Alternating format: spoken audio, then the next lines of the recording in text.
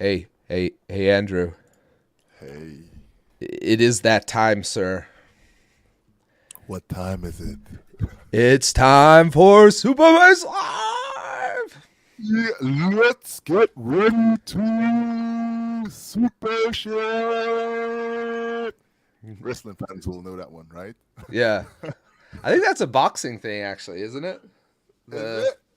I think so. Um, Oh, 'cause I remember Royal Rumble when it used to be like WWF. Vince McMahon used to be like, "Let's get ready to rumble." oh. I Yeah, thought there was like a famous guy in boxing who was famous. He looked like Vince McMahon. I are you thought, sure? but that was like his catchphrase. I don't know who this guy is. Oh, It's weird too. I think his brother, you're right. this the original announcer's brother, the one who used to do boxing, actually is now doing something for the what you call it, MMA stuff. Right.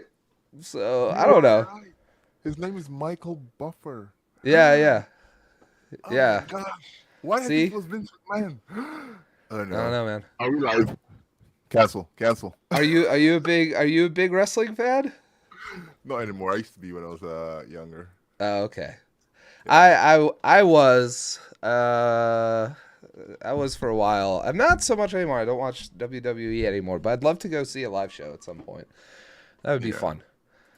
Yeah. Um, but yeah, let's. You just said WWE. Isn't that right? Well, that's what it's called now. But then it was WWF, right? And Yeah, WWE was, I think there was WWC as well or something else. And it was like two different things. And then they merged and it became WWE because they had confusion with the other WWF, which is the World Wildlife Foundation or something like that. yeah. I remember one of my friends had this shirt that was like pandas with a folding chair. That's a WWF, and I love that shirt. I always wish I had one. Brilliant. I know, I know, I know, Yeah. I know. But yeah, what else was it? Oh yeah, so it's a really interesting story actually. How Vince McMahon went and did a bunch of stuff because wrestling has been like part of American history. Like fake wrestling has been, or not fake wrestling, catch wrestling, I guess you'd call it. It's not fake. It's real. It's just not real the way you might think it's real, right? But like those people legitimately get hurt. They're doing legitimate athletic feats. It's just Yeah. yeah, it's a whole other thing. But so that's part of like history. But Vince McMahon is like the crazy entrepreneur of that wrestling world that took what was a bunch of like regional promotions and like killed them all off so he could have the big one. So it was like him up north. He was based out in Connecticut actually, and then there was Ted Turner ended up doing a bunch of stuff with the WCW down south, Right. and yeah, oh, a whole bunch of interesting stuff there. But this is not a wrestling stream as much as I'd like it to be. But we want to talk about Super Bass, and let me throw the screen on because here's what we've been doing so far, and I really like what we've been doing actually.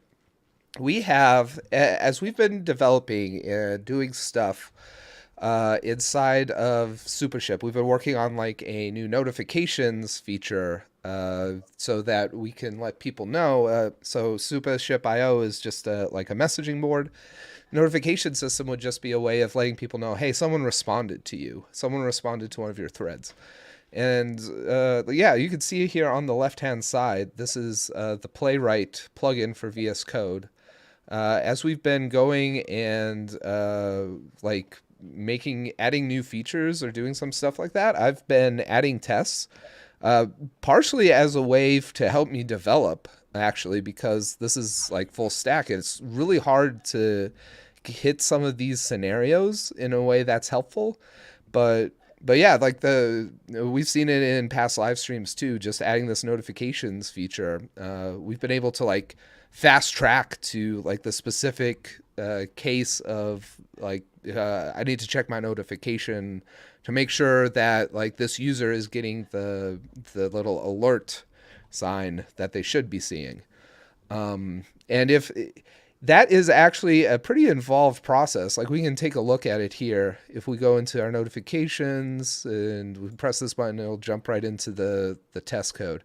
Like this is not a trivial thing to do all this stuff, but this is essentially just taking the manual process we would have been doing and scripting it out. So it's the exact same thing every time, and we can expect the exact same results every time.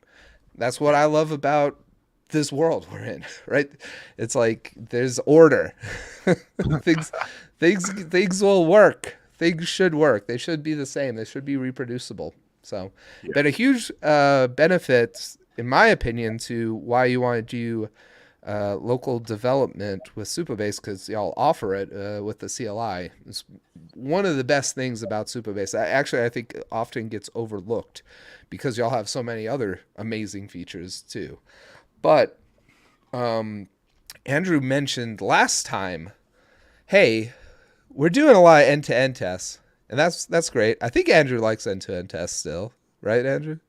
Yeah, yeah, yeah, yeah.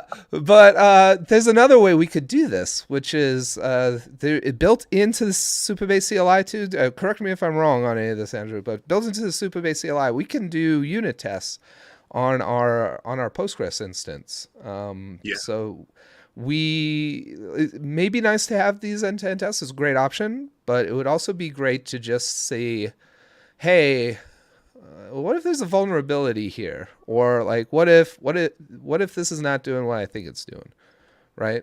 So Yeah. yeah, Andrew's going to teach us today. He's going to teach us how we're going to do this stuff. So I'm excited because I want to learn more about Postgres in general. Last week we were learning. Let's go to like our notifications. We have like a notifications SQL file. There it is. Yeah, we were learning about casing in Supabase, as I recall, towards the end. We were adding like SpongeBob casing somewhere in here. Oh yeah, yeah, I remember that one. That was quite funny. Yeah, did I might have backed it out after all that, Mhm. but It's there, it's yeah, there. Raise exception, line 33. 933. Yeah. Yeah, there you go. Raise exception. Let's do it proper here. I missed it. There we go. Now we're all set. So this works. Something I'm continuously surprised by is the casing requirements around Postgres, and so like sometimes there's a difference too between a single quote and a double quote. So double quote is specifically for like the name of a column, right? Yeah. Column, Um, table, etc. yeah. So the name of some asset. That's not the right noun. The name of something. Let's just say for a name. Double quotes is for a name. Single quotes is for a string literal, right? I got this right. What about Correct. triple quotes? What are we looking? That's I don't know the what that is. okay. Good. Just making sure. Is backticks a thing in SQL? Like So, I think backticks are used when you're running certain text replacement stuff. I think. yeah, like I the think. interpolation kind of deal. I don't know. Yeah, I think there's some functions that you have to use backticks with. Okay, So, that makes sense. don't quote me on that. I'm no Postgres expert. I could be wrong. Well, you're going to be a Postgres expert because I need one, dude. Because I need specifically a Postgres expert on how to write unit tests for Postgres. So Yeah. where do we get started? I think the thing we were talking about, what was the situation we wanted to test again? It was a user being able to get someone's user ID and performing a certain action. I can't remember what the action was. Yeah. Yeah, I think it was like I think it was the we kind of Essentially, right? solved yeah, we would have solved whatever problem we hit with this line. I think we probably need it in creating a comment too. I don't think we actually did that. Like we probably need that same thing here. Uh Yeah. Like maybe I'll just copy and dump that over here too. But where does it even go? It has to go after begin. Okay. If statement. There we go. And yeah, indentation also doesn't matter, but seems like it might matter. And that's one of the funny things I see about Postgres too. I feel like oh, there's Caleb. What's up, Caleb? Caleb and I did a stream yesterday, Andrew, on Dino. That was a lot of Ooh, fun. We used nice. Dino deploy. It was great. Apparently, that's what y'all use for Supabase edge functions. Yeah. Yep. Yep. So Pretty much. very cool. We created a API and hosted it, and the API had in memory storage for like a to do list. So everyone in the we saw about 10 people from across the world all hit different instances, create their own instance, and they all had completely different to do lists. So we were not prepared for the edge, but it's all right. Alias, hi guys. What's up, dude? Welcome. Or ma'am. I actually don't know. It's alias, so could be an Yeah. alias for a boy or There, a woman. there's a jury dev from Twitch as well. Yeah. Yuri, what up, dude? Oh, it's Yuri. It's the Sorry. So sorry. Yuri. It's I, my I, Yuri. I don't know why I pronounced the J in there. I thought the J was didn't realize it was silent. Yeah. Uh yeah, I think you pronounce it that way. I I, I assume so. Yuri, correct us if we're wrong. But yeah, it's the Yuri. There we go. It's not my Yuri, it's the Yuri. But we have an important question here from Alias. And this is actually a great question. Andrew, do you want to take it? You're the official Supabase bro over here. I just wear the hat, you know. You have the hat. You have the golden hat. I don't even have I a know. golden hat. I got the $1 million hat, bro. Oh man. Yeah, we don't get those. I love how after y'all sent this to me, someone from your team was like, Zach, how did you get one of those? And I was like, y'all sent it. I didn't steal it, I promise. Yeah, But yeah, yeah, Zach, who said that to you? Yeah, it no. was So, it was yeah, something was happened there, Zach. You're not telling us the real story behind this hat. I saw the hat. I saw it was $1 million and I asked for it. But yeah, let's hit Alias's question. For me, if I'm answering Andrew, just so you know, the big thing that marks the big difference is Firebase is NoSQL at the end of the day. And who knows what's going on with that? It's not quite Mongo. It's like its own thing. Which Yeah, that may maybe it's fine. I don't know. I used Firebase for a long time before and it was fine. Uh, but there were definitely friction points when I wanted to do more complicated queries, do more intricate joining or anything that looked like that. That became a pain point real quick.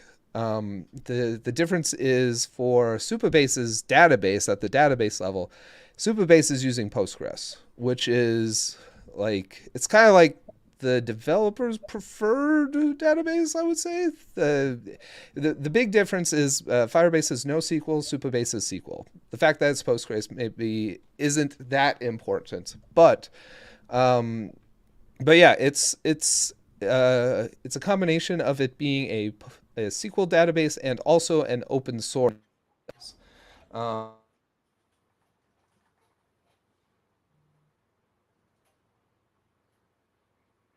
I went muted there. Can y'all hear me? yeah, I can hear you now. Your sound just went away completely. I That's thought my weird. internet was gone. It's probably a bad wire. Sorry about that.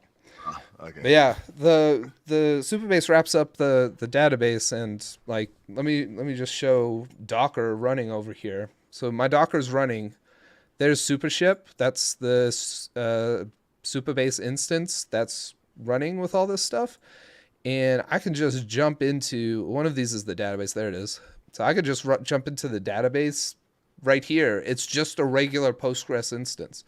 Yeah. No difference. It's not a Supabase database. It's just a Postgres database. And Supabase is really all the infrastructure you built up around it.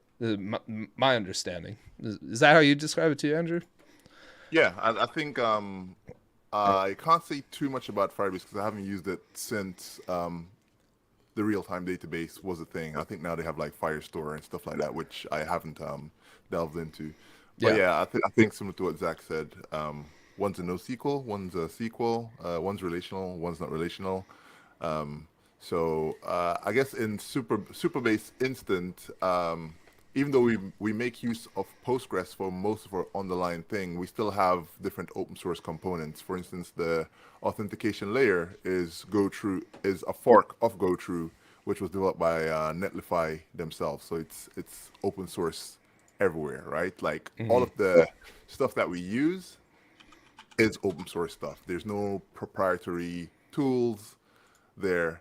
Whereas with Firebase, there's like proprietary tools that Google has built that they have to keep on their apps because that's their thing, right? Whereas we're just building on top of existing giants that exist, right? And just building our Well, stack on top. building a lot of the pieces yourself too. I was trying to find, maybe y'all have moved it, but there used to be like a really nice diagram of how this stuff worked in I terms think of it's on the the platform. platform. I was looking there. Is it Is it get not? moved? Oh wait, I saw that just earlier. Um, It was would it somewhere be? in here. I think y'all Yeah, moved it. I know the diagram. 'Cause- I know the diagram you're talking about, dude. There's just so much stuff. yeah. Oh, here it is. I bet it's in here. Yeah, there it is. There it is. That's what I was looking for. Yeah. Yeah, Like each one of these things is like a Docker image, and yeah, y'all have either forked these to make your own versions, or you do a lot of work on a lot of them too, yeah. and making I sure think they the all main one work that we together. forked actually is Go True, right? Everything else is stuff that we've built on top of something. So the Postgres is its own separate project, but we've built like a JavaScript library on top of that to make use of the RESTful endpoints. Hmm. The real-time stuff, we built some stuff in Elixir to handle the real-time stuff. We built that into our JavaScript client as well. Storage, same thing again. We built out all of that.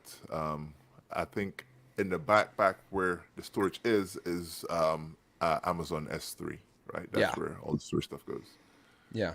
The PG meta stuff, that's something else that we built as well to get metadata out of the Postgres instance so Yeah. that we Well, can. that's like the so if Postgres is how you like query or mutate the database, PG is like how you would go about like changing the DDL of the database, like changing the structure of it. Is that right? Or no? I'm not too sure. Okay. No, That's what it looked like from when I was looking into PG meta. It looked like it was those kinds of meta operations you do on a database, like changing the structure of it or adding a new table or something like that. But maybe I'm wrong. But yeah, yeah.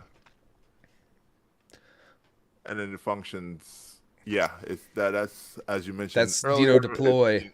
deploy, Yeah. where we've built something on top of that to kind of simplify the usage. So Mhm. yeah, Well, the result is you get something that looks exactly like Firebase. yeah, In effect, is Firebase. I think just with open source as the engine and Postgres at the heart. So yeah. We are still missing some key pieces that Firebase may have, but we're building them out. Like every launch week, we launch something new. So we're still playing catch up. But I think with what what we currently have, you can build quite reasonably good apps. So what what features coming next, Andrew? yeah. Launch week. That's not a feature. That is an event. Um, it would be really cool to see some of that stuff though. Like if you look at Firebase, some of the cool stuff it has. I guess there's like the metrics built in. That would Yeah. be a really cool one. I'm watching your face as I say these to see if there's a spark of recognition here or not. There's like I guess this doesn't work very well with the Firebase web, but they always had the bug report stuff for their native. Yeah, It would, that's quite nice. oh yeah. Really like that stuff. Yeah. Oh yeah, this sounds familiar, doesn't it? Yeah. It does. I've Okay, seen it cool. before. I have a Firebase account, so yeah, I've seen that before. I know what you're talking about, Zach. Yeah, yeah. And there's A/B testing. I can do without that. A/B testing is overrated, and it's really not that hard to just do it. To just do it, you know. So, all Yeah. right. But okay, that was the difference between Firebase and Supabase. Great question, Alias. Cheers for asking. But yeah, I guess popping back up to the stack, we've got what do we do? How do we do these unit tests here for Postgres, Andrew? So I think Where do we start? let's probably dive into the docs to just Oh, sure. bring out information on it so everyone will know where to find stuff. If you just type in the search testing, PG tap. There we go. there you go. So this is a Postgres extension which allows you to write unit tests Oh, I for see. So let's go. I want to see if it's actually on already. If we go here, oh, I don't know if I can see this inside of the. extensions. Oh yeah, here it is. Okay, Yeah, yeah, I wasn't sure if this. There's like some of the links that aren't available yeah. in the local. I've actually noticed if you just route to them, if you just like type the URL to some of them, they just work. By the way, I imagine I they don't work all the way, or else y'all would actually have it, have like the links to it here. so But when you started speaking, I was gonna mention that, and I was like, oh no, someone's gonna see the stream, and they're gonna be, why did you mention that? And then you mentioned it, I was like, oh no, why did I? you can't hide the truth from me, Andrew. I like going deep in this stuff, man. It, there's no secrets for me. I will not hide the truth from my audience. I don't. It doesn't matter how many expensive hats you send me. That will not change. Okay, but let's see if PG Tap is in here. Yep, it's in here. We just don't have it on. So Yeah, cool. So we just you can just enable it. Yep, enable extension. Boom. awesome, y'all. All right, next time. That's it for this week. We just enabled. I'm just We enabled unit testing. done. Unit tested. Okay. So we got that's step one, I guess. Let's go back to here. Enable. Okay, yeah. Look at us ahead of the curve here. Ooh, Oh, look at that. uh, this is So interesting. we could have written this inside of our migration or inside of, yeah, if we wanted to. Yeah.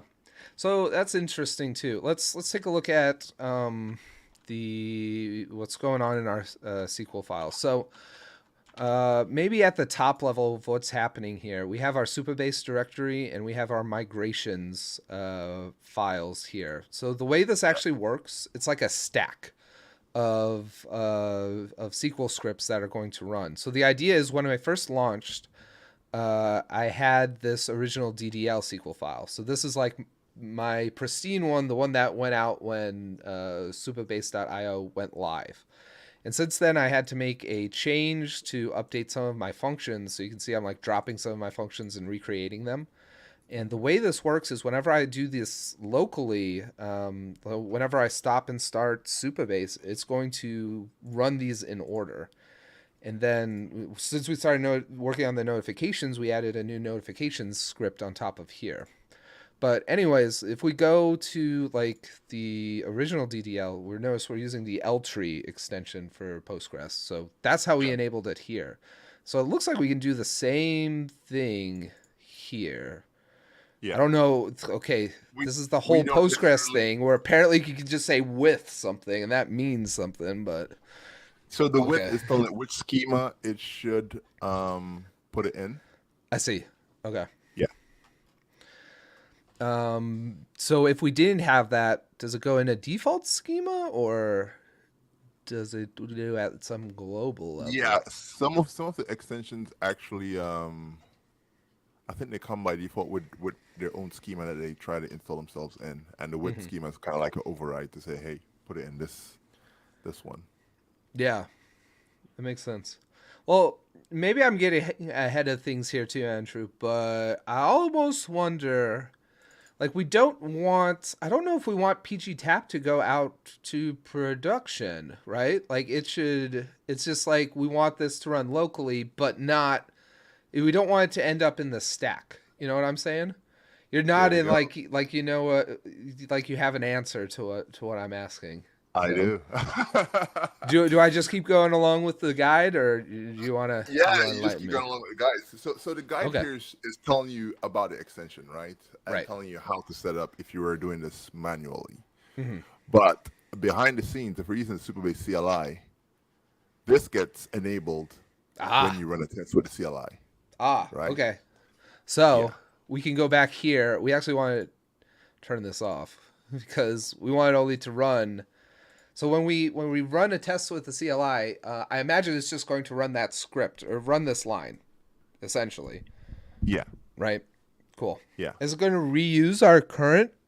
It must. It must use our reuse our current instance. So this is like a before all. It's going to do this, and then like a finally, it's going to do that. Pretty much. Yeah. Okay. Cool. Yeah. Good deal. Yeah. Well, cool. Mystery solved. All right, here we Because go. when you enabled it just now, I went to look in my test and I'm like, wait, I've never enabled that. It's not in any of my migrations. So the CLI is doing something underneath the hood. Yeah. Okay. Well, see, I was getting way ahead of myself. This is actually maybe even. Should you tell people to enable the extension? I Maybe mean, this. some people don't use the CLI, right? Some people just develop inside the UI. They'll have like two environments set up because Oh, this I is like see. three projects, right? So they'll set up development in the Yeah, that hosted seems like super. such a crazy town or a crazy place to be. Um, I don't know. Maybe it makes more sense for some teams, but having the local thing is so much nicer because I have no worries about just blowing that thing up, and no Yeah, worries if there were multiple people working on this team with me, there'd be yeah, no worries about like, oh no, I'm going to clear out Andrew's changes that he made.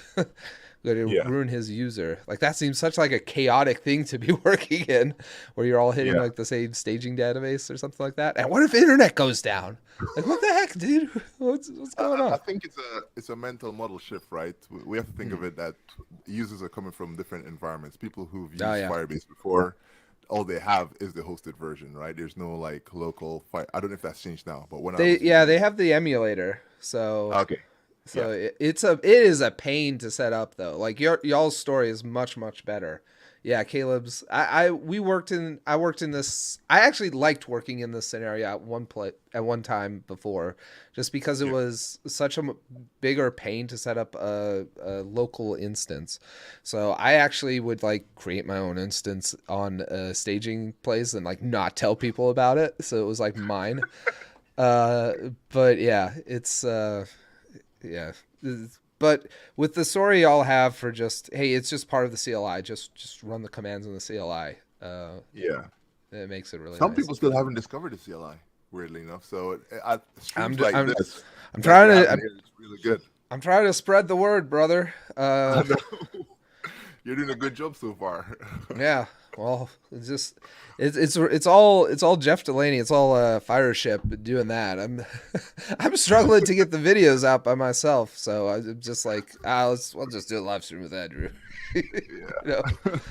Yeah, We'll get to it. But yeah, yeah. So it looks like testing the tables. This just looks like Postgres code. So we write yeah, our thing with Postgres.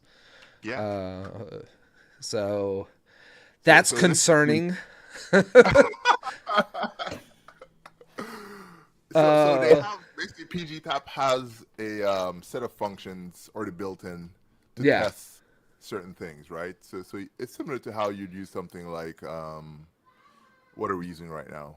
Playwright, right? Where Playwright has a bunch of built-in functions, yeah, like you can do a expect to have count and so on. So same, PGTap has a bunch of these functions built in, and we can make use of them yeah, to write our tests. yeah. We can see that the API here. So this it's interesting. I would have expected like something that looked like an assertion to actually be uh to actually have like a different verb here. So rather than Right. select, I was expecting to see something like assert, table exists profiles or something like that. But I imagine that's what this line is doing, right? Yeah. So select. Oh, the reason why I had select in here is because when you're running functions in Postgres, in the SQL editor, you always put a select before calling the function, right? So that select is just the Postgres select. Then I the see. has function is a custom function written for PG tab that gets called. So Mm-hmm. under the hood, that function is probably doing what is it? Exist open bracket select one from table name close bracket, right? That's probably what's happening underneath the hood in that function, and it just Yeah, returns true or false. interesting. So what happens? What happens if it returns false? Should we maybe just try it? Then that will fail. It's gonna show in the so the test Oh, I runner. see. Actually, yeah, let's just do it because the test runner will show up that test failed. So we need to create a new directory inside of the Superbase directory called tests Can we do that with the Supabase CLI, or do we have to do that manually? manually. Oh, Unfortunately, come on, guys. Test like this. test slash database. I think it's a naming convention thing because I found that they work directly inside of tests, but somehow in our guides we say slash database because I'm guessing they're going to put something at the top level at some point of tests. And here, just create file.test.sql, Cool. and we can paste that bit of code. So we want to do like begin, and then at the Yep. end is like rollback, and Yeah. then we want to do. I don't know if. Let's take a look. So, Let's just so copy the it. begin and the rollback, for those who don't know, that's just make sure the transaction that's going to happen is going to actually not get committed to the database. So it's just saying, hey, temporarily run this and then get rid of it. So yeah. Yeah. So normally, if this was like real SQL, if we were actually doing something, it would be commit, and that would commit. This whole transaction would be like pending until we hit the commit. Yeah. And it is still pending, except now instead of committing it, we're rolling it back. So we're just saying, get rid of it. Don't need it. Yeah. So let's just say instead of this, we can talk about plan later because I don't know what the heck that was either. But has table, and we'll just say what's the table? We know notifications, I think. Yeah. Or I don't know. Let's say user profiles, Let's say posts. Okay. posts. Yeah. Okay. Whatever you say, bro.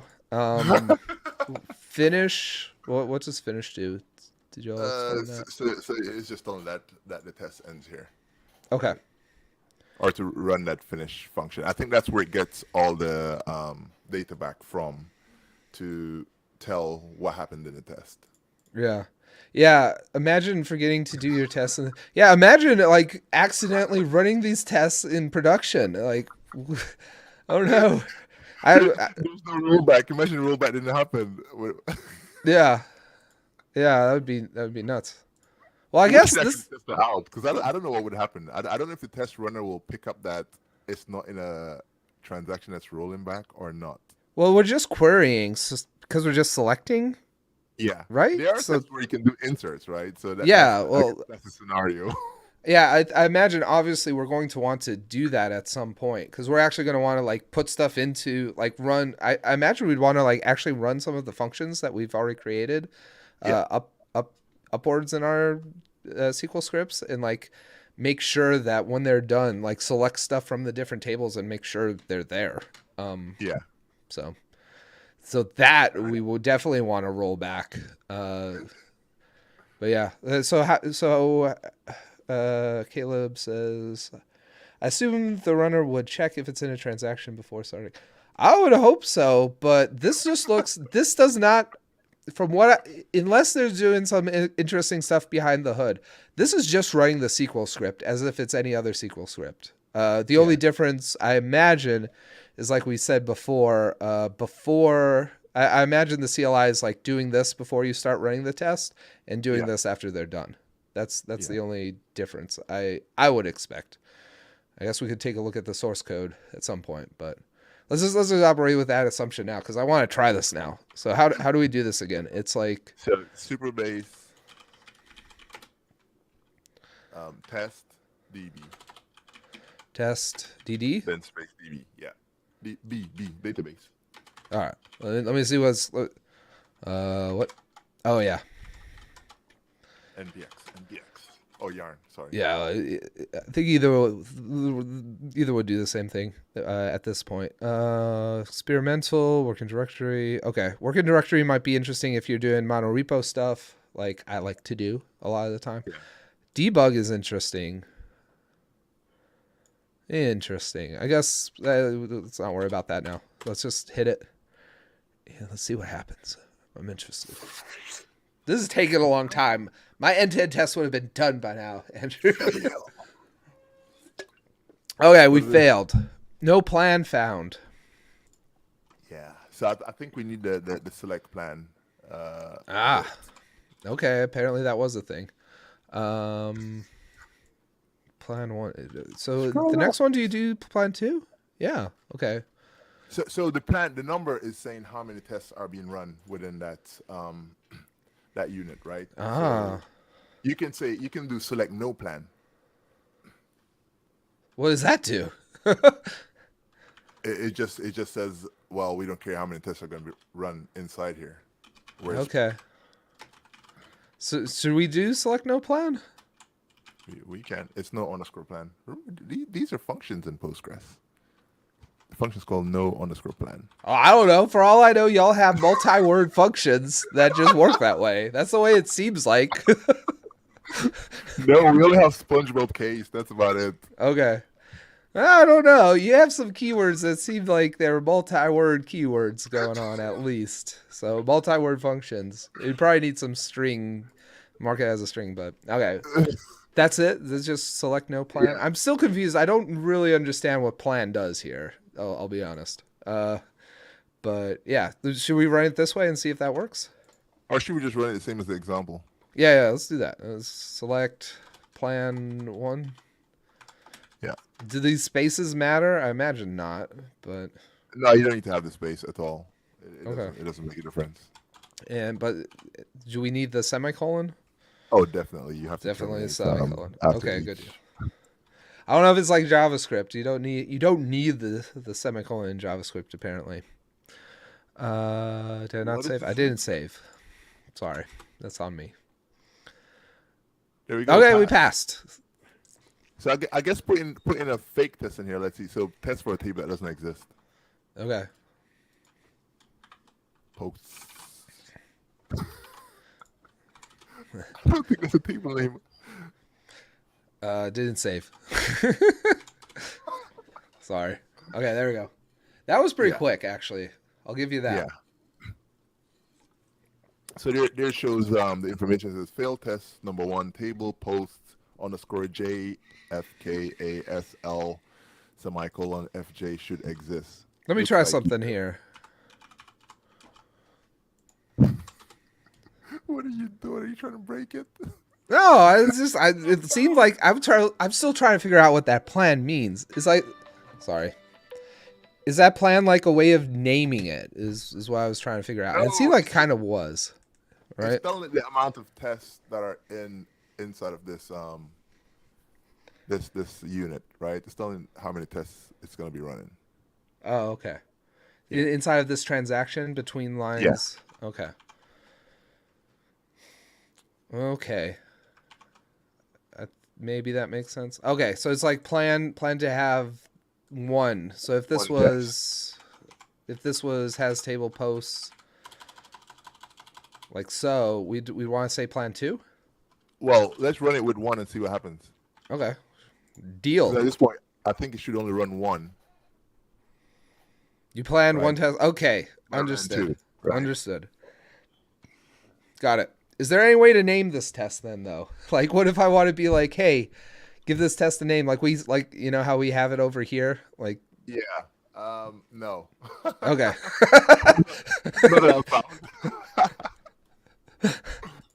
Yeah. Looks like there's built-in functions to check for current transactions, but it's not foolproof. Something has to be modified first before checking the transaction. Okay. Cool.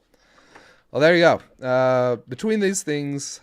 Okay, things are starting to make sense. Plan is still interesting to me. Like the fact that you the fact that you need to do this, it's like, I would love to see some sort of framework that's like, oh, it doesn't matter. Like, I imagine if I had to be like for my end to end test, if I was like, I actually need to say there's 21 steps exactly in what we're going to do. So that's what I But was saying earlier. If you put no plan, oh, I that see. That is what you were talking about earlier. yeah. Now, Now it doesn't care how many you put inside, I see. right? Interesting. So So there you that's go. failing, but it's failing not because we It's didn't because your have second test doesn't exist. exactly. Okay. Yeah. Okay. This is making more sense. Why would you ever not want to do no plan? Why would you want? Why would you want us to tell it to expect this many operations? I'm curious about this. Yeah, I can't answer that. That's all right. I'm just trying to learn about this stuff because it is fascinating to me. There's obviously a reason, right? Yeah. It's like expect ingest, I think. Yeah. So the has table here is what carries the assertion with it, Yuri. Yeah. So yeah, expect assertions. Yeah. So that's the API that we see here. Looks like there's some other ones here when we were looking at it. If I like dive into PG Tap itself, there's also a hasn't table. There's has view, and I imagine a hasn't view. I imagine Yeah. so. This is just. It's not like that we're using the Supabase PG Tap. We're just using PG Tap, like the actual Oh, extension. yeah, yeah. But So look, I just noticed something when you went on their site, right? yeah. The has table actually has a second property for description. Or is it Oh. that? Yeah. So Oh. you probably can write something in there, and it should How does show up it? as to what the test is called. Yeah. This is again. I wish I knew more about Postgres here because I imagine. So we're overloading the function here. Yeah. I'm betting the way it can tell between these two is this is like the name. So this was the double quotes kind of string that we see right here. I'm betting if it sees a string literal, like a description, that's how it knows which one of the two it is. Right? I bet you not. You bet not?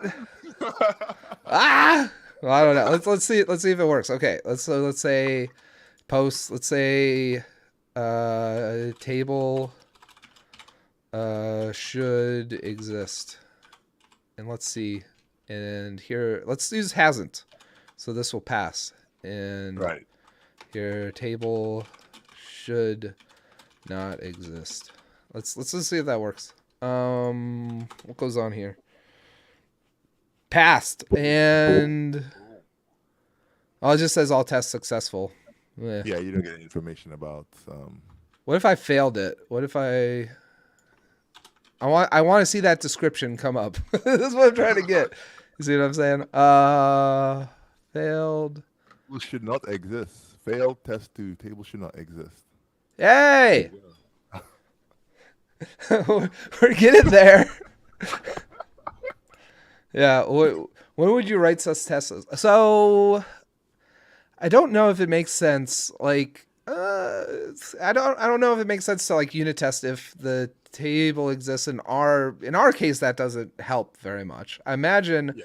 the what we wanted to do was like run a function and try to like run it from someone who like has a valid JWT. Oh man, this setup for this is going to be just as hard, I think. Actually, Andrew, just It's thinking gonna be about it. quite easy. You think so? Okay, okay. Never mind. I'm wrong. I'll believe you. You're Uh, gonna be shocked. he says But let I've me answer. Can I answer the previous question yeah. of when would you write such tests? Even this such has table. Let's say you're working in quite a big team, or not even a big team. More than one person, and you've written a bunch of tables that you expect should exist all the way through to production. Right? Someone in your team could alter that table name, and you want to be sure that that table is supposed to be what it's supposed to be. So your tests, when they run that test, it would fail to say that that table no longer exists because you could have functions that are dependent on that table, and the person who altered the table name didn't alter the functions to match up with the new table name. So this test would assure you that hey, Something's changed. You know, the table doesn't exist anymore. Track it Hmm. down. Yeah. Looking at the thread of the questions, I wonder if maybe I think yours is actually more about like plan one is like expect assertions one and jest. Uh, Oh, yeah. So yeah, again, I don't think we know when that would make sense, obviously, but yeah, no, yeah, I think your point is well taken on like, hey, we want to make sure this test or we want to make sure this table exists all the way through. I do think yeah, like in my defense of the end-to-end tests, those are doing that actually, and maybe doing it in a maybe a more comprehensive way. I think because we're going through the interface that the user would be using. mm. So if things blew up, we would catch it there. You're going through one user interface that a user would be using. I see We what you're should saying. always remember this is a database that's Mm, acting as a API at the same time, right? It has an API yeah, level to it. So you are going through one of the end, which a user could be using.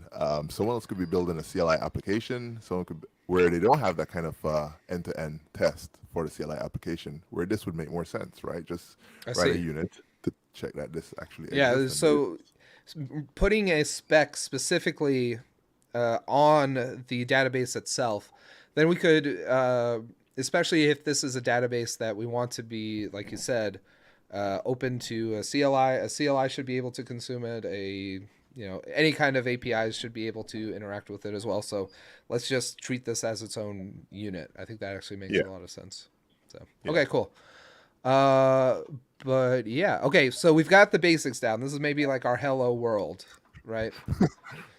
What next? I How do we want to do I the think we should still test? keep on going through the guide, Okay, let's do it. just to get everyone familiar with the different. Cool. So yeah, you can test if a column exists. If a column is a primary key. Gotcha. Should we do that? Yeah. I trust it. I feel like I'm like okay. I I trust you, PG admin or Supabase docs. You seem like Yeah. you're on the right track. Ooh, look, the Testing juicy RLS one. policies. Testing your Yes. RLS policies. This is something that comes up quite a lot, right? Hmm. On the Discord and GitHub discussion, people are always like, how do I test my policies? Like, how do I know if they're actually working without having to go into the application and trying to figure out how it works? Well, here we go. Writing We an can write. intent test. You know what I'm saying? Yeah. That's another way. Yeah. Yeah. But for those of us, well, those of you, it's no longer us. I'm now with Zach. I write end-to-end tests. Those who haven't arrived at One the of end-to-end us. One of testing, us. Nice. you can write it in your unit tests in with PG Tap. And here is one way. And this is purely just testing the policy itself. Yeah. Like this one doesn't actually seem that interesting, I don't think, unless I'm Yeah. maybe reading it wrong. But this is just like, hey, these it's actually just testing the name of those policies, which Yeah. I mean, I guess it would be helpful if you wanted to say, hey, these policies should stay in place. They happen to be named this, but let's make sure that name doesn't change either. So Yeah. just make sure they're there. I guess that's what this one's doing, right? Yeah. So cool. Uh, So we can scroll past this. We're just yeah. showing that it's Policies available. are policy roles are policy. Ooh, what's this? Test whether a command. Hmm. I'm not sure I understand that. Test I do whether. not understand that myself. I have not used that function before. Let's take a look. Let's take a look inside PG Tap docs. Is that uh, name of the schema, policy, so schema, table, policy, command, description. Okay. Oh, so the command is like the select, insert, update, and delete. Right. Yeah. Okay. Okay. Okay. I think that makes sense. I actually think that's not that interesting once we see that, but Yeah. yeah, it's nice to know it exists. I suppose. Cool. I thought Okay. the terminology threw me off. Command. I was like, what is a command? Yeah. Okay. So, but this is helpful PG knowledge because now I know I was calling these verbs. I guess they're commands. So I'm learning. I'm I learning was calling this. them keywords. Well, I mean, I imagine keyword is somewhere at the top, and command is like a subsection of keyword, right? Right. So yeah, I hope that's right. That Yeah. that jives with what I've seen so far. But I want somehow I'll figure out how to solidify this Postgres knowledge. Yeah. But all right. So you can use results equal method to test the policy returns the correct data. Yeah. Okay. So select star from profiles. Ah, I So see. this is kind of like more direct assert, where you're saying, hey, make sure that when this runs, this value is equal is the correct value that came back from the Yes. query, right? So yeah. Right. So this is specifically testing well, maybe I'm confused now because I don't see where we're putting these Anna, Bruce, and Karian Right. Yeah. into the database. I guess they must. The assumption would be that they already just happen to be in the Yeah. profiles table. Yeah. Pretty Okay, much. gotcha. Cool. Because I would have expected, just because we're using the transaction stuff here, Hmm.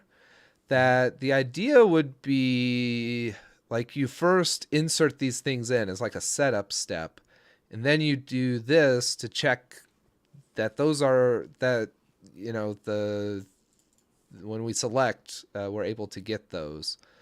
Right. So Uh, I think the one of the I was thinking about that as well as I was writing my test because I was thinking, how do I get data into database, right? With right. the CLI, we have to use the c.sql. But I was thinking, why doesn't the test runner has its own way of seeding the database? And then at the same time, I was thinking, well, if we do see the database, we'll have to then remove that back from the database. And if someone's using something like not a UUID, but using an incremental ID, Yeah.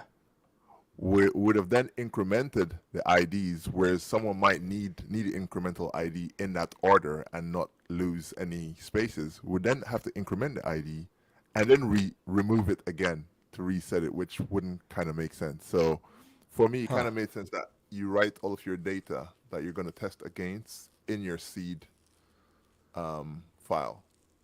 Interesting. Yeah. I guess so. The reason that doesn't make sense to me right now, maybe I'm missing something, is Mhm. that like because this is a transaction, we just if we inserted things inside, it's as sort of like some setup step here, they would be blown away by the time we did the rollback, right? Does Yeah, that not affect the incremental IDs as well?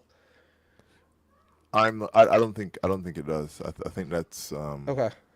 Yeah, I didn't think yeah, so. So I thought that would be fine. Because yeah. like the thing that irks me about that a little bit is like, well, what if I want to have a different setup for this test versus the next test? You know what I'm saying? Like if I run the seed, then the seed is going to run before we happen to run the test script, right? Or maybe I'm missing Yeah. that. Maybe I'm missing Yeah. something there. Yeah, you would seed. Well, the seed would run before you run a test script. Yeah, because the seed happens whenever you start your local superbase or whenever you do a DB reset, right? Oh, okay, okay. I was thinking maybe when we ran the CLI command here, the this one, Yammer Right. Superbase. I was thinking, okay, maybe the seed runs in between. If there is a seed right now, we don't have a seed actually, but I think if we just had, oh, wait, there is a seed. It's just empty. Yeah, but it's But yeah, empty. Yeah. so whenever we start up, I knew whenever we start up Supabase, it would just run whatever's in the seed.sql. Hmm. I was wondering if it also ran the seed SQL like before, after running this command, but before running the specific test file. Oh, right. No, it doesn't. It doesn't do that. It The doesn't do CLI that. doesn't do Okay, that. No. got it. Okay. Yeah. So yeah, I think we.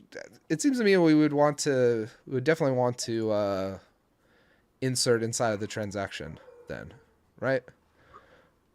Right. Or yeah, I don't Is know. that Evan? Evan, what's up, my friend? Yes, we're learning about PG Tap, and I am all kinds of confused, and Andrew's helping me out. So, so there we go. Uh, but yeah, okay. So, should we keep going Yeah. with the doc? Yeah. So we can see. So this is a way to test the policies, make sure the those things are correct. Testing functions. Okay, this looks like what we'd be wanting to do. I think Yeah.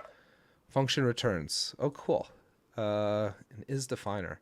Test a function has a security definer. Okay, neat. I'm still not exactly sure what security definer means. By the way, but I think I'm coming close to it. Right.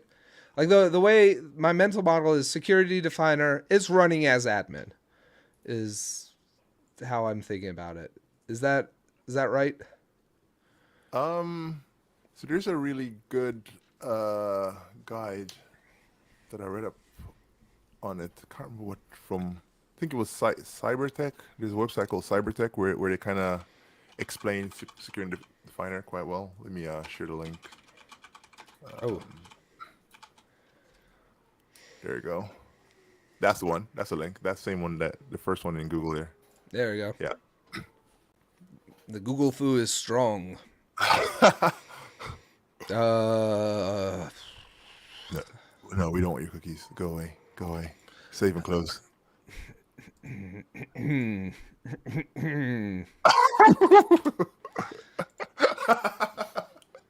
Love it. do not do not mess with us today, Cybertech. Not today.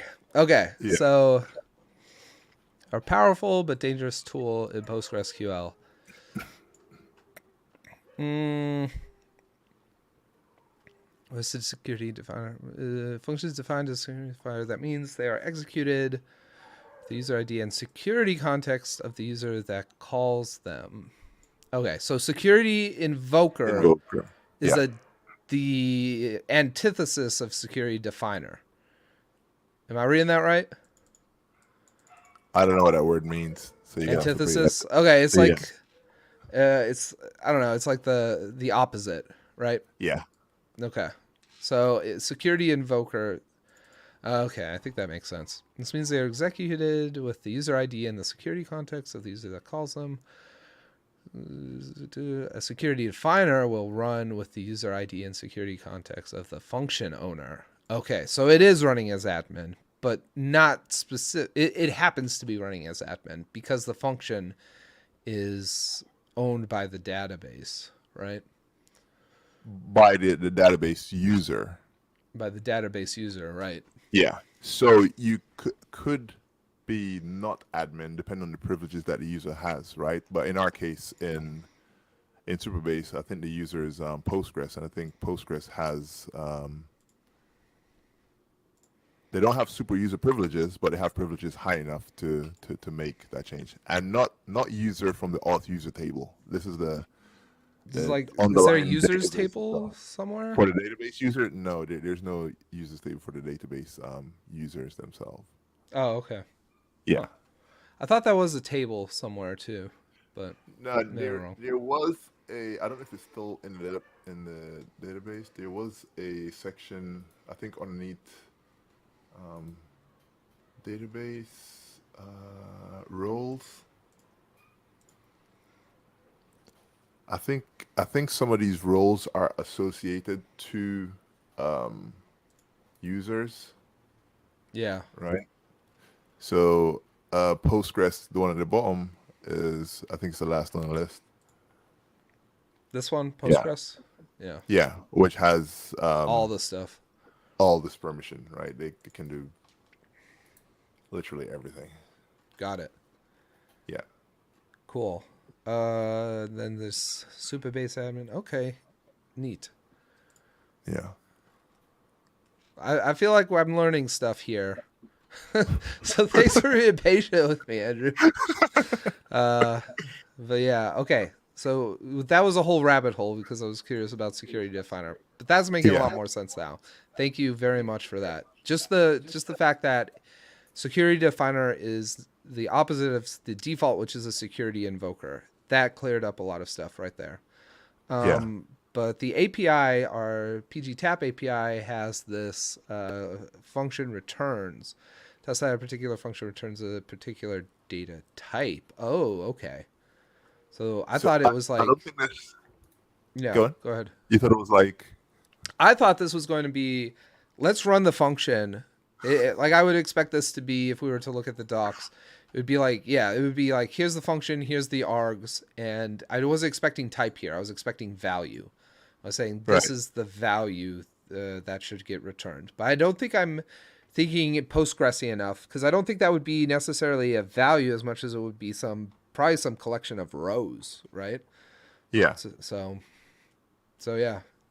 Uh, that makes sense, but we're not even testing for that. We're just testing the type of it, which yeah, do we see? So this one returns text, this one returns a boolean. What would the type be if we returned like some set of rows from the function? Is that I think it's table. There's a okay? Postgres type called table, so I think that's what the type would be. Well, it depends on what you set your return type to, right? Yeah. When you create a function, you set a return, and depending on what that return is. Yeah, so like this create new post So it's ID. return a UUID, right? Okay, so that's Yeah. actually just saying this is the type. Yeah. Actually, that's not the value. That's not like the name of what we return. This is an actual Postgres type, the Yeah. UUID type. Okay, that's making sense. So you can see the third example there in the example code, Hmm. results equal is how you test the value that gets returned, right? So we Oh, I call the see. function, and this is where we check for the value that's being returned. Right. So this line right here is testing that hello world returns a text data type. Yeah. But this line right here is saying that when we run it, it's Yeah. actually going to give us the value here, hello. Yeah. Makes sense. Pretty much. So yeah, and the second one is just saying similar to the first one, but these are the arguments, the type of arguments it takes, right? Oh, I So see. yeah, Neat. Neat. And that's part of the overloading, I imagine, yeah, that we see here. Yeah, args. yeah, Interestingly, that's arg type. yes, Right? Yeah. yeah. So, Because yeah, yeah, interesting. again, if you are testing a function with actual args, you use result equal. Right. Yeah, So results equal. Oh, I guess do we not have? Oh, here it is. There's the yeah, link to it on. I got too many tabs. I didn't know which one opened.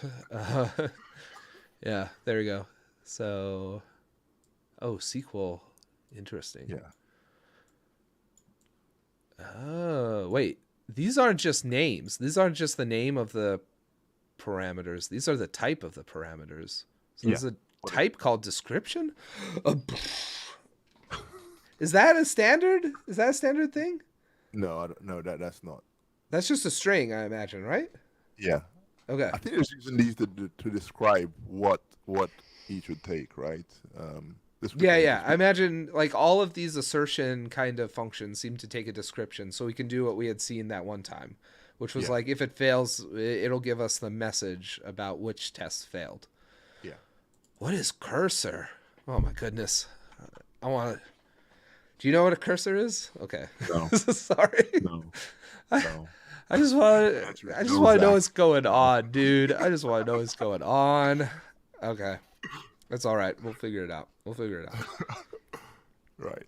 All right. So Well, yeah, we got all this stuff. Is there a way to test the one thing we were trying to test? Because I think we're at the end Let's of do it. the. Let's do it. All right.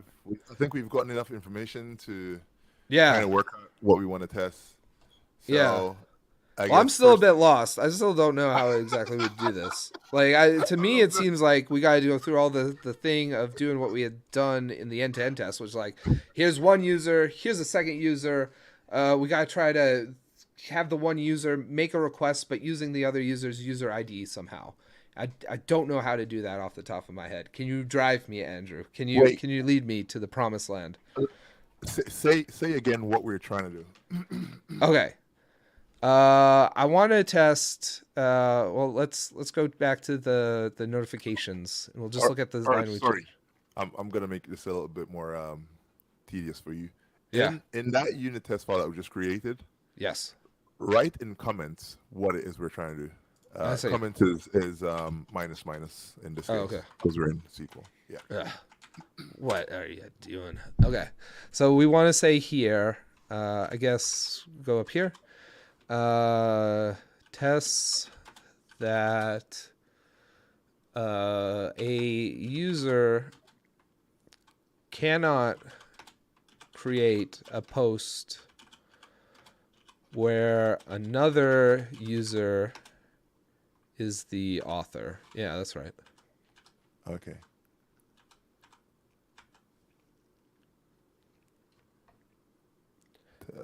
Okay. So first we need to create a post, right? We need to first create a post and then test that another. But wait, Well, it's that specifically is, creating the post that that I think we want to test, right? but you're saying you want to test that a user cannot create a post where another user is the author. Yes. That's not correct. Is that not correct? No, Um, because how can another user be the author of a post that someone is creating? well, It's exactly. I want to call this function. Mhm. I guess is similar to the end-to-end test I was trying to set up. I want there to be two users in the database, Right. and I want the one user to call this function, create new post, Yeah. but I want that user to provide the other user's user ID here. And I want to make sure that that doesn't insert a new post into the database. Does that make You want sense? to make sure that the other user's user ID. Right. Oh, so you want to make sure that if it's not their own user ID, Yes. I want that to make sure. Essentially, I want to make sure this line's doing what we want it to do. Right. right. Yeah. Okay. So I think first we need to create those users in database. So Right. as I said, we have to we're gonna jump into our seed file because that's the way I know of creating the users and Okay. the users. All right. We'll do it live. So Um, is it like this, or is there some function we want to call? no, it's this weirdly enough. But I think there's gonna be a problem with the encrypted password we're gonna need to set up right for the user. Um, Yeah, hmm. probably. Like I don't know how to get the JWT out of there too. Like that's the whole thing. Oh no, we don't need to Um. worry about the JWT because if Okay. we think about what we're doing with the JWT, right? The JWT is pulling out a specific bit of information, right? We just want the claim sub, which is the user ID from the JWT, to behave like that user. So we actually the rest of it isn't That's all. really. That the JWT is on a whole different level than what we're wanting to test right now, right? Yeah, Got it. but no, but even from the JWT, what we want from it is just the user ID, because that's the only Right. thing where if you look at the function that you've created, we're just testing that the auth.uid is equal. The auth.uid is just the user ID from the JWT. Right.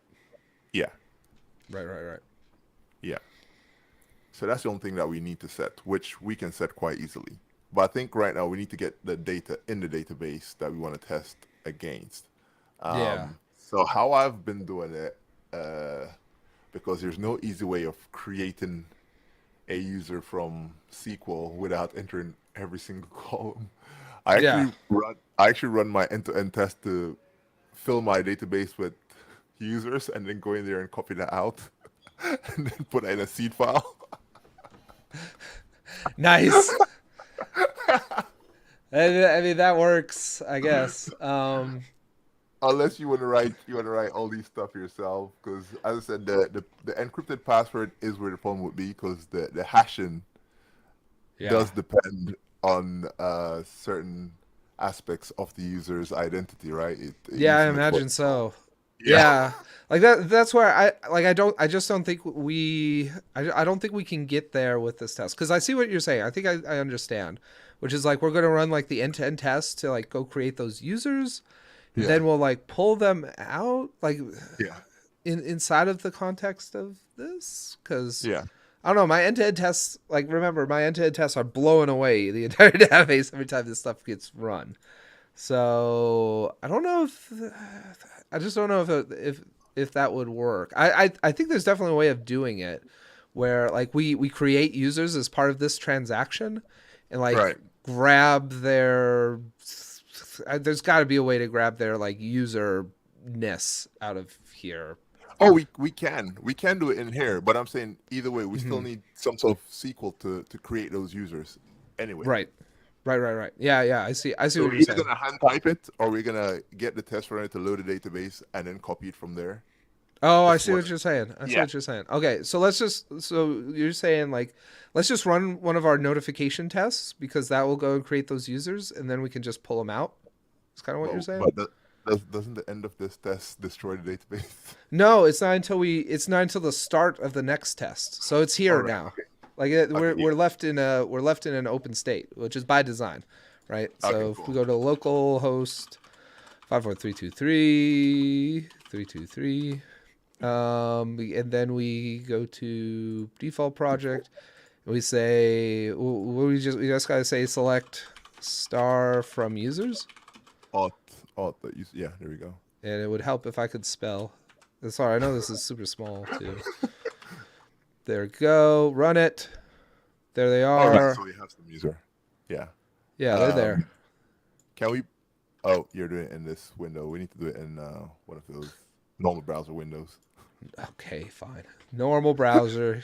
Where are you? Drop it in. Select star from users. How do I? There you go. So I And think the results at the bottom. I think where you see that results on the left, there should be some sort of export. copy No, is no. What? We don't have export as CSV. download is CSV. Not Yep. CSV as download as SQL. Do you have something like a GUI SQL program on your computer? Table plus something I to sort. dude, I've been using y'all's dashboard. I don't need anything else. Interestingly, like we could use PG dump, right? Can we Yeah, just yeah. We can PG dump it. PG dump help? What I forget how this. Is our Wow. dashboard that good? What's that? Is our dashboard that good? Well, apparently not, because we don't have that. But yeah, no, I have not installed PG admin on this computer. Maybe I have when I installed some of the other Postgres stuff, the base stuff. But yeah, apparently I don't have PG dump here, which is weird. I've definitely used that before. Yeah, I think there's something weird going on with my ZSH profile. But oh, PG dump. Duh. Sorry. Oh shucks. That is Poor a guy. PG dumb move. Yeah, definitely. But yeah. So we gotta do like all these connection options to get this to work right. Database to dump. Username. Yeah, I don't know. Here's where I'm at with this, Andrew. We're kind of like over the time, so like I see where we're going with this, right? It seems maybe painful to go all the way through. No, or what do you think? I want to keep going. Okay, fine. Let's do it. Let's do it. All right. PG dump. We're going to give the DB name. I just The pasted. oh, you got it for me. Let's see. I just pasted an example. Oh, But beautiful, no, beautiful, beautiful. with your credentials. I think you'll need to run npx. Wait, cancel that. You need to run npx Supabase status first, so we can get the database string. Mm-hmm. Uh, sorry, No, I need to run go what? back in your CLI. Mm-hmm. Npx Supabase status. Mm. Got it. And here we have our DB URL. So yeah, now we know the parameters. Yeah, cool. So let me do. Uh, okay. the is there stuff sensitive in the stuff you sent me? Is that No, looks no, like no. I don't. That's from a website. You can share everything there. okay, That's okay. Just making sure. I was like, wait, that looks like a real one. Like it's that not looks mine. like a It's real from the one. It's from the Prisma website. So if it's one of Prisma's stuff, then I don't know. Beats. Open my effing BK NPM. What? What? Okay. Okay. Um. All right. So host is Host is host. just that'll be That's this or no? no, it would be localhost colon 5432222. So just that part. 3 2. Okay. Two. So 3 2 2. Localhost. Yeah. Oh, I see. It's a part of that DB URL thing. If you look into it, you'll see like after the at. The after the at Yeah, in the DB DB URL. URL. Yeah. Yeah. Okay. Yeah. It's this one right here. Yeah. So it's just localhost actually, because you'll set the port to 54322. So just localhost. Just localhost. Do we need to do Yeah. slash Postgres? No, because that's the Okay. database name, which will five four three Port two 22. User is Postgres. Postgres. And what's this? That's the password, which is still Postgres. Postgres. And And that's just the file it's going to dump it to. so we might as well send that to what is this? Supabase seed SQL.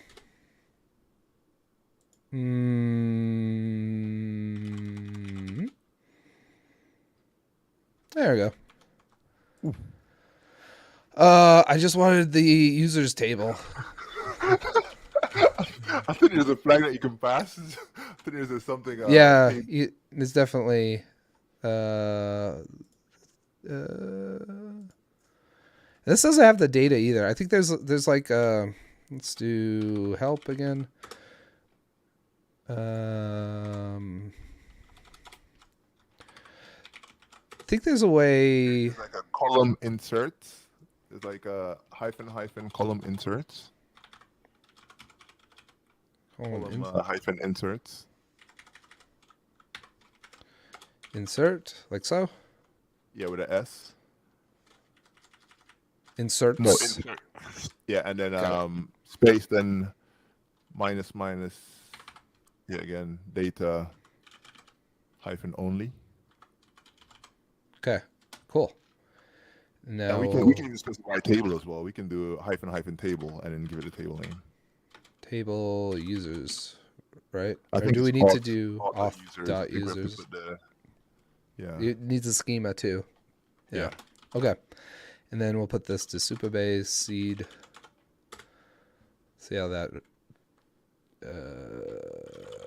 it works. Okay, here it is. Wait, where's It's all the way over here. Oh. Yeah. Yeah, it's here. I was like, where's the Yeah. Yeah, that's a That's lot. there, okay. I am glad we didn't type that out actually now. Yeah. So, good deal. Yeah. We can clear this file after we copy that out. I guess because we're gonna. You said you want to put this all inside of our I mean, I guess it doesn't. I guess it doesn't need to, but there you go. Yeah, and then Yeah. cool. right? So, So I guess after the insert, the part where you were saying we want to set up as a certain user. hmm So we'll after the insert, after both the inserts happen, we'll select local. So select then space local. No, no, no! Why do you type it like that? I like how do you see Copilot? Copilot's playing along. Then roll. ROLE. No, no. We want to state that the role is authenticated. Yeah. Authenticated as role. Okay. No, we don't want it as role, but I think it's probably saying that because you've written role in a weird way. Okay. It doesn't like your case enough role. Sorry. All right. That's enough. Select. Yeah. Okay. Right. And then Uh. below that, we're gonna put another select. Um, so let me just copy and paste this so that you can just type it. So yeah, again, select and local. Mm, like that. Yeah. So oh, shook. Sorry, it's not select. It's set. Oh, why did I say select? Both of them are set. The one above is also set. Okay. Yeah. So this is a new Yeah. command. Maybe not. Maybe And keyword. then But after the two, you're gonna put the user ID of one of those users that you have how do I there. get the user ID out? Do I just do like a select star from auth.users? That What? No, just hand type I it, don't bro. know. What? Just hand type it. We want to make sure it's always the same user. We don't want to be writing any queries to do it. Okay, okay, Just okay, go okay, copy it. okay. It's there in that long line somewhere. I see what you're saying. Yeah. All right. So, oh goodness. All right, I'm going to grab it from the database or the dashboard cuz I don't know how we'll match those up, right? But So, it's just the second value. But anyway, yeah. yeah. This one. That's easier. That's easier. Yeah. So you said just put Just it put a in. string. Yeah, yeah. Is it okay that this is a string? Like right now, it's not a UUID. Do we need to like string to UUID this? No, it's fine. It is. Okay, cool. Yeah. So let me explain these two things, right? So I we're think I setting. get it actually. Can I Okay. ask you? Can I explain what I think you did, and then you can Go tell me on. if I'm right? Okay. So set local role to authenticated. That's setting the local role of this transaction. Yeah. And we're going to say, yes, this person is already authenticated. And we're Yeah. going to set the local request.jwt.claim.sub to this specific user ID. And what that's Yes. going to say is we're not just authenticated, we're authenticated as this user right here. Yes. Got it. Pretty much. Yeah. Because that's what the auth.uid function Mm-hmm. is pulling out request.jwt.claim.sub Right. from the JWT the request header And that's sent over.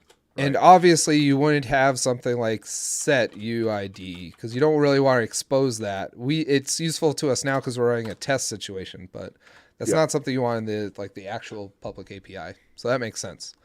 Yeah. Makes a lot of sense. So this makes sense. The local thing, was not aware of this before, and I was mostly guessing. It was an informed guess that this local meant for this transaction. Yeah. Um, but yeah. Because you can set up stuff in Postgres to be global as well. So it's similar. It's scoping, right? So we're scoping it hmm to stay within this transaction. Yes, that makes sense. Very Yeah. cool. And it just means that if our test runner has plenty of tests to run, hmm as in other test files, then this doesn't leak out into that test file, right? Because it's local here to this transaction as well. Right. Exactly. So yeah, so I guess okay, we have that set up. I think, but now we want to insert into. Wait, let's go back to our function again. Yeah. I To our, think all we want to do is like call the function now, right? yeah, Like let's just call create new post, and we'll pass it the other UID as the Yes. first parameter, and we'll just make sure the post table is. Well, I wanted to say Well, it it's should be still an empty. exception. Oh yeah, can we? Is there like raises exception part of the Uh, API? Not enough, but we're gonna do result equal, right? So I think in the result Ah, equal, I think the exception would bubble whatever message it raises all the way back up to it. hmm. So we do select results. Let me take a look at what that looked like again, just to refresh my memory. Where was it? It's at the bottom. It's You the can, bottom. Sorry, went the wrong way. there we go. The Results last. equal. So Yeah. that's so here. Okay, that's actually a string literal that has our actual query. Yeah. So inside of that, we're actually just going to call the function, Yeah. and then this should be something like we'll probably just let's just run it one time, and we should see it fail, and we should see what it fails Yeah. with. I bet we could just fix it that way. That's how I like to do the unit test, man. Run it first time, make it fail, then copy paste. All right. So we'll say what was that again? It looked like select Result results equal. equal select results. Oh no!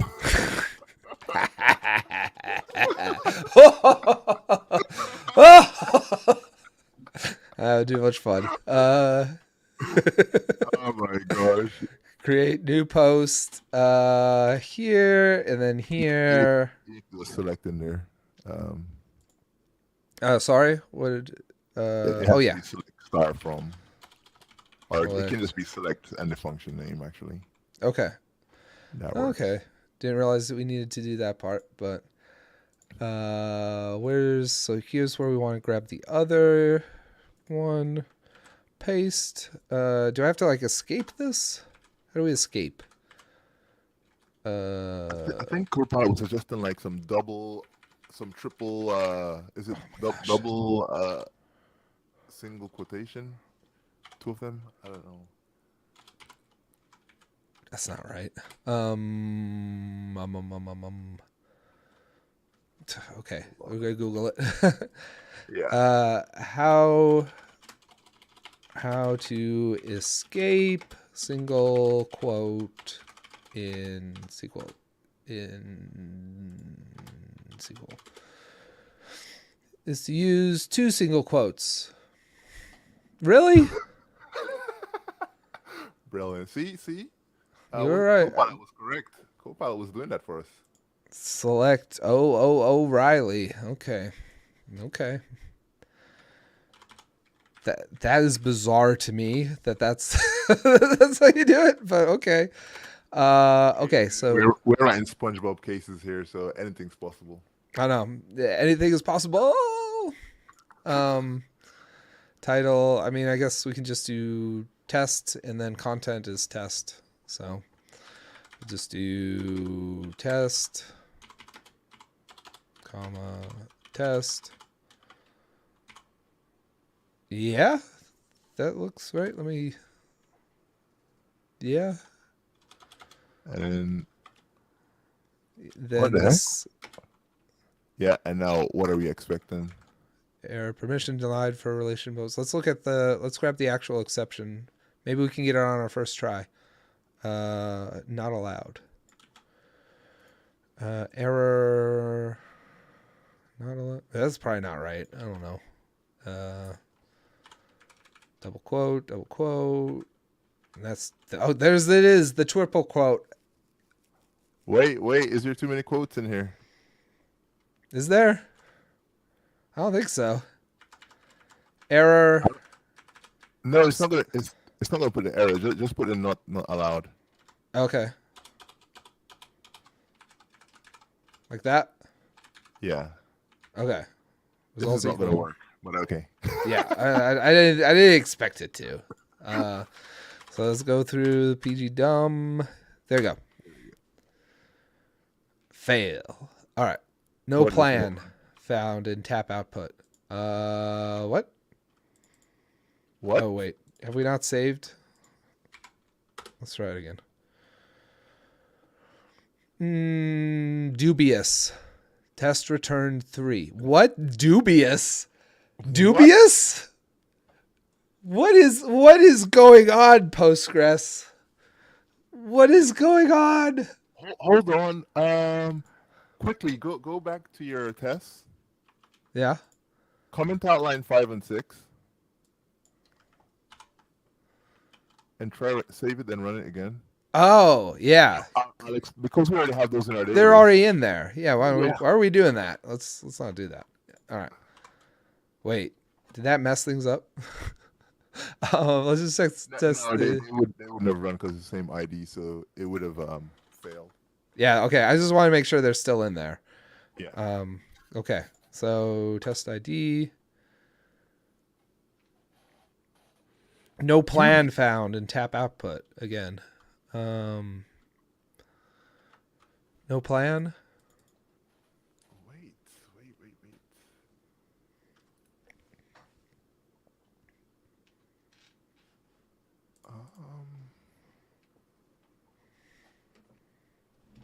Again, plan. Set local. Can we write the select equal and that stuff the correct way just to be sure that we aren't? Yeah.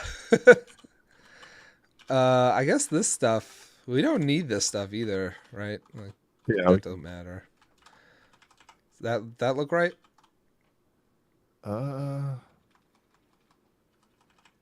Yeah, can you just select the whole file and just lowercase everything? Sure. How do we do that? Just select all, and there's the VS Code thing. With Is the Control there P, and then like lowercase. what? Okay. Yeah, there you go. What in the? I had Yeah. no idea. Okay. Yeah, then let's run this. I mean, I'm again. not surprised, but yeah, that's cool. All right, so test DB. No plan found in tap output again. I wonder what if we gave it a specific plan? Is the plan just It's just one. one because there's just one assertion? Yeah. Oops.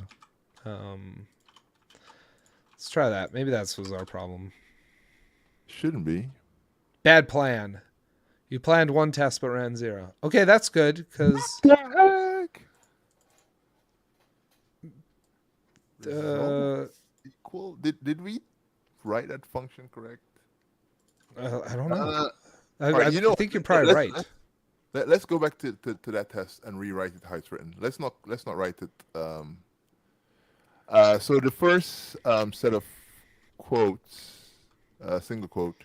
Can you move that select to a new line? Yeah, like that. Yeah, and just indent it. Oh, I didn't know you could actually do this like a multi-line string, but Oh wait, no, not that. Okay, you've already done it. what, So let's get rid of the first quote. right here. Yeah, and then press enter, and then put $, and then enter. Yeah, I then we can just remove all the escaping of the string with the double single quotes, because I don't know if that's messing something up. So this is like an inline script we're saying. Yeah. Yeah. Okay. And then at the end as well, let's enter and then $, again. Right. So this is Yeah, like a block quote, actually. Yeah, so it's similar to how when you're writing a function, how you'd put it inside of the delimiter, as they call it. That's the default delimiter in Postgres. Oh, right. I see. Okay. Yeah. So try this. Yeah. Still getting bad plan. Doesn't like our plans. Why doesn't it like our plans? I wish it would tell us where it's failing, because obviously it's failing somewhere. Test summary support. Let's just comment out lines by line. Let's comment out the two sets. Like so? Yeah. Oops. Oh.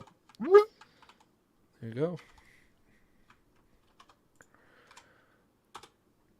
Hmm. Yeah, it doesn't like this. This is not running, I think. What? Yeah, I So don't so know. maybe let's do select star from. Maybe that it doesn't like. Yeah, then let's run that. If this works, I quit. Error executing command. Nope, bad plan. Same bad plan. Oh man. Yeah, What? I don't know what it is. Uh, so something. Do we need a semicolon? Um, Oh, I no. didn't think so. And I don't think that everything here is in the wait. Everything here should be in the search path. Okay, let's just add search path just in case. But I'm almost certain the public search paths should have already been available. Because in our last test, it just worked, right? Let me see. Yeah. Let me see if Yeah, I can. like our last test, we were just testing a table existed, but we didn't have to say like public dot posts. It was just posts. Yeah, So I would imagine calling a function would be the same, but I actually don't know. So you're saying like do public dot like this? Try that. yeah, we could try that. Same thing. Let's just write a normal test in here to see if it's working at all or if we just broke the whole thing. So let's Hmm. comment out this one and just write a has table again. What if we did like results equal select? We could just say like select one, right? To be one. Is that a thing or no? I, I don't think that's valid. But Okay. let's see. Okay. I thought it was a thing. I don't know. Bad plan. Yeah, bad plan. I'm just curious now. Let me see. I just say select one. Uh, yeah, that gives me a one. Hmm. Uh, so I thought that would work, but yeah, it's like this doesn't count as a plan. Almost. Is this? Are we sure? Is it? It is. It does match. Yeah. Results equal. Let's so do select results equal.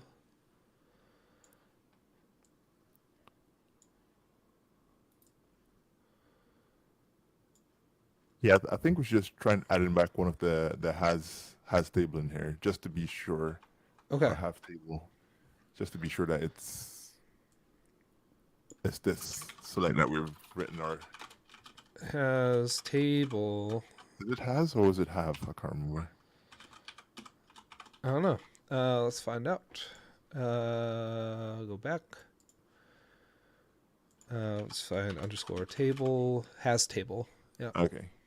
Has table posts.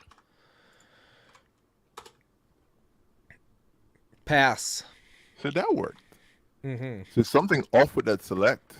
Uh, so let's keep the has table in here and move it above the select. I want to see something. Like Yeah, right here. And then yeah, turn these and ones then back on. yep, turn them back on and then run it again now with that. I imagine this will work. All test Okay. successful. Turn this Gives us on. And we want to set the plan to 2. yeah. Interesting. I still, this plan thing is still messing me up. Dude, Bad that's plan. return 3. Is it, might it be because this select is actually throwing the error or whatever it's called that it's not actually executing? It's like the throwing Ah, is causing this throw to throw as so well. And so it's not a so plan. so let's test select throws okay. So throws underscore okay instead. What? This was a thing the whole time? Oh, just O and K without a Y. Oh, sorry. Sorry for being explicit. Let's do like that. Yeah, let's see what happens here now. What? I give up. I quit. Bye, Zach. It It's makes over. sense. It makes sense, Andrew. I think So, okay, that makes perfect sense to me, actually. I just didn't know. How did you find out about throws? Where's that? Is that? I Uh, guess so that must be. so no, I was researching some nights ago, and I actually have a Medium article from a Postgres guy who written a bunch of functions, and I saw it there. Yeah, okay. Yeah.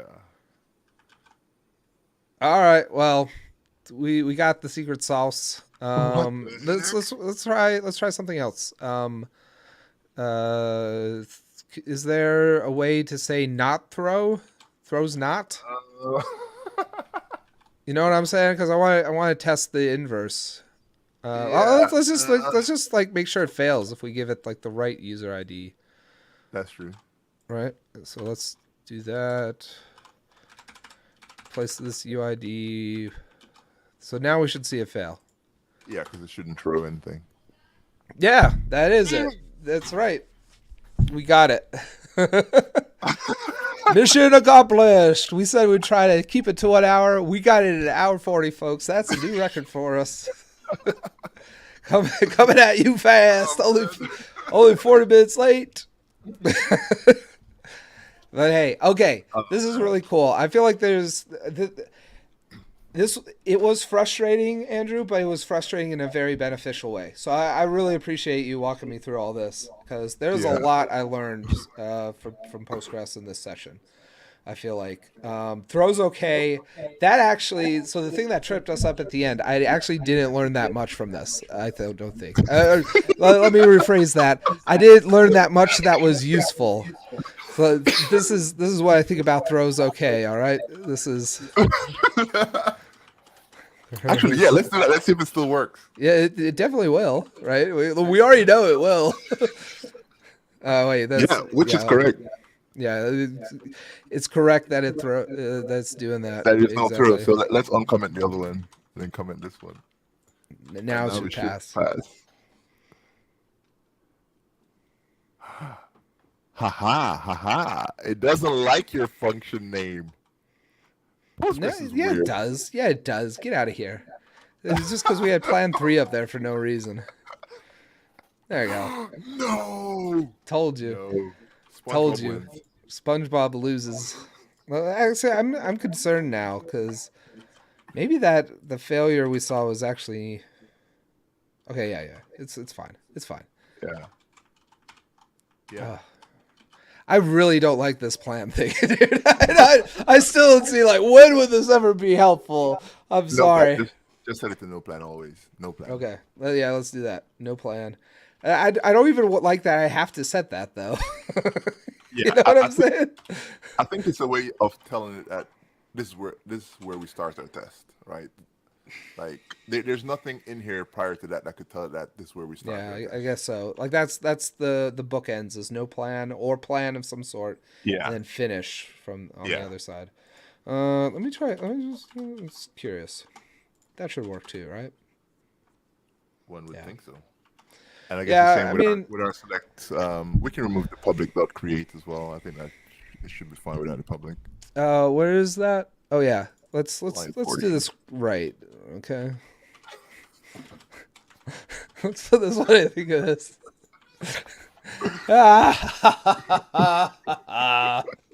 There we go. Better. Zach, Zach, people are gonna watch this stream and they're gonna think we're jokers. They are. It could be I like they did throws that way. What? Joke's on you, Andrew. And, I am a and joker. Zach, they're gonna be like, my test failed and I wrote throws the exact same way that Zach wrote it. Why did it fail? Listen, Andrew.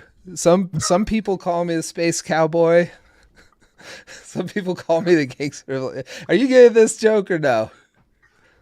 Okay, there's a song called Joker by the Steve Miller Band, and I was saying the lyrics right there. It's okay. I was laying down a premium level joke, I Andrew. was lost. It's all I was right. lost. I was realizing it was probably a bad reference as I was saying it, mainly because I wasn't singing. But Good thing you found me early. yeah, yeah, I saw you floundering. I didn't want to leave you for dry. But yeah, like you said, a lot of stuff I learned. A lot of stuff I learned on a serious note from this. SpongeBob Yeah. case aside, uh, interesting to see this stuff. And just get a lot better understanding of Postgres in general. I think just Yeah. from doing this, and I was very proud of myself, by the way, for this, for understanding what this was. Yeah. Uh, That was good. yeah, thank you for the lessons. I'd love to get like someone from Supabase that's like the Postgres guru. I just want to like pick their brain, for like maybe for one of these live streams. That would be cool. Yeah. Like I'll just try set and me straight. I need someone to set me straight on this. You know what I'm saying? Like I'll see if I I've can get Steve to jump on one with you. Steve's like the guru. Steve's the one who actually put me on the PG tap stuff. yeah, Yeah, that's he's written cool. quite a lot of extensive tests for some stuff that he's worked on. Yeah, So yeah. that'd be cool. Yeah. First question for you, Steve, is what the heck is going on with the plan? Does that ever helpful, or do you? I wonder if he always uses no plan or not. But Yeah, that's where I got it from. I got it from his test. I got a no plan from his test. That's how I oh, learned okay, there we go. it. So the master uses the no plan. That sounds good to me. Awesome. All right. Well, let's wrap it up here, dude. This was great. Thanks again for your time jumping on with me. It was fun. Indeed. Learned a lot, and yeah, we'll see all y'all next time. So, Yep. peace.